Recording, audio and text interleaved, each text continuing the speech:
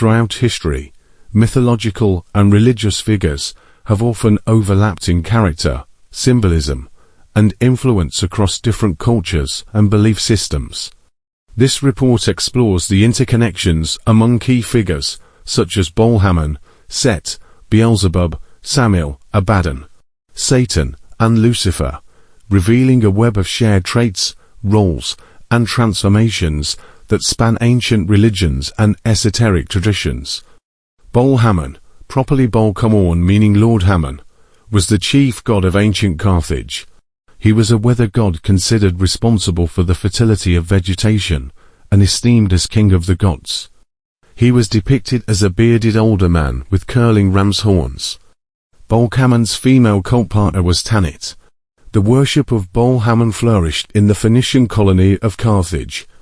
His supremacy among the Carthaginian gods is believed to date to the 5th century BC, and relations between Carthage and Tyre were broken off at the time of the Battle of 𝗲𝗏, 480 BC.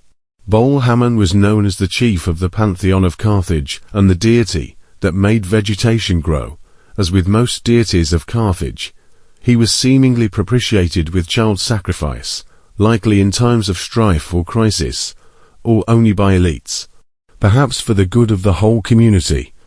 The Interpretatio Graeca identified him with the Titan Cronus. In ancient Rome, he was identified with Saturn, and the cultural exchange between Rome and Carthage, a result of the Second Punic War, may have influenced the development of the festival of Saturnalia. Attributes of his Romanized form and African Saturn indicate that Hammon was a fertility god. Set is a god of deserts, storms, disorder, violence, and foreigners in ancient Egyptian religion. In ancient Greek, the god's name is given as Seth. In ancient Egyptian astronomy, Set was commonly associated with the planet Mercury. Set also became associated with foreign gods during the New Kingdom, particularly in the Delta. Set was identified by the Egyptians with the Hittite deity 𝗍𝗏, who, like Set, was a storm god, and the Canaanite deity Baal, being worshipped together as Seth-Baal. He married Nephthys, and had relationships with the foreign goddesses Anat and Astarte in some accounts. From these relationships is said to be born a crocodile deity called Moga. The name Beelzebub is associated with the Canaanite god Baal. In theological sources, predominantly Christian, Beelzebub is another name for Satan. In the Testament of Solomon, Beelzebul, not Beelzebub, appears as prince of the demons, and says that he was formerly a leading heavenly angel who was associated with the star Hesperus, the normal Greek name for the planet Venus, Aphrodite, as evening star. Seemingly, Beelzebul here is synonymous with Lucifer. Samael is an archangel in Talmudic and post-Talmudic tradition, a figure who is the accuser or adversary. Satan in the book of Job, seducer, and destroying angel in the book of Exodus. Although many of his functions resemble the Christian notion of Satan, to the point of being sometimes identified as a fallen angel, he is not necessarily evil, since his functions are also regarded as resulting in good, such as destroying sinners. He is considered in Midrashic texts to be a member of the heavenly host with often grim and destructive duties. One of Samael's most significant roles in Jewish law is that of the main angel of death and the head of Satan's. Although he condemns man's sins, he remains one of God's servants. He appears frequently in the story of the Garden of Eden and engineered the fall of Adam and Eve with a snake in writings during the Second Temple period. However, the serpent is not a form of Samael, but a beast he rode like a camel.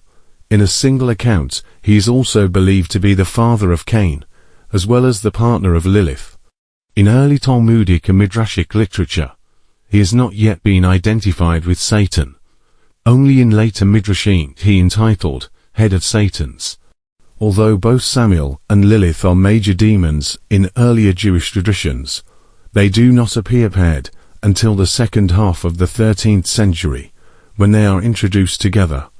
Lilith is a demon created alongside Adam, originally created for the role 𝗲𝗏𝗋𝗆, who then becomes Samael's bride.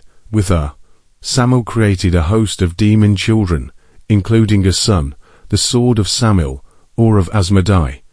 In the Kabbalistic work Treatise on the Left Emanation, Samael is part of the 𝗘𝗆𝗄, prince of all demons, and spouse of Lilith.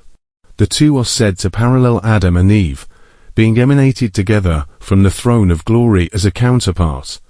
𝗧𝗿𝗱𝗶𝗁 is also mentioned to be subservient to Samael and married to a younger, or alternate, lesser Lilith, as guardian angel and prince of Rome. He is the archenemy of Israel. By the beginning of Jewish culture in Europe, Samael had been established as a representative of Christianity due to his identification with Rome. In the Greek Apocalypse of Baruch, he is the dominant evil figure. Samael plants the tree of the knowledge of good and evil. Thereupon he is banished and cursed by God. To take revenge, he tempts Adam and Eve into sin by taking the form of the serpent. The names Belial and Satan are also applied to him, and he gains control of King Manasseh to accuse Isaiah of treason. In the Exodus Rabbah, Samael is depicted as the accuser in the heavenly court and tempter to sin, while Michael defends Israel's actions. Here, Samael is identified with Satan. While Satan describes his function as an accuser, Samael is considered his proper name. He also fulfills the role of the angel of death when he comes to take the body of Moses, and is called the leader of Satan. The title of Satan is also applied to him in the Midrash Perkei Rabbi Eliezer, where he is the chief of the fallen angels, and a 12-winged seraph. According to the text, Samael opposed the creation of Adam, and descended to earth to tempt him into evil, riding the serpent. He convinces Eve to eat the forbidden fruit. The Hebrew term Abaddon, and its Greek equivalent Apollyon appear in the Bible as both a place of destruction and an angel of the abyss. In the Hebrew Bible, Abaddon is used with reference to a bottomless pit, often appearing alongside the place Sheol, meaning the resting place of dead peoples. In Revelation 9:11, Abaddon is described as destroyer, the angel of the abyss, and as the king of a plague of locusts resembling horses with crowned human faces, women's hair, lions' teeth, wings, iron breastplates, and a tail with a scorpion's stinger that torments for 5 months anyone who does not have the seal of God on their foreheads. The symbolism of Revelation 11 is the identity of Abaddon open to interpretation. Protestant commentator Matthew Henry, 1708, believed Abaddon to be the Antichrist, whereas the Jameson Fawcett Brown Bible Commentary, 1871, and Henry Hampton Halley, 1922, identified the angel as Satan. By mapping these interrelated figures, we gain insight into how archetypes evolve, merge, and adapt over time. Understanding these mythic links allows us to see how civilizations express similar fears, desires, and metaphysical questions through different names and narratives, highlighting a deep, often hidden, unity beneath religious diversity.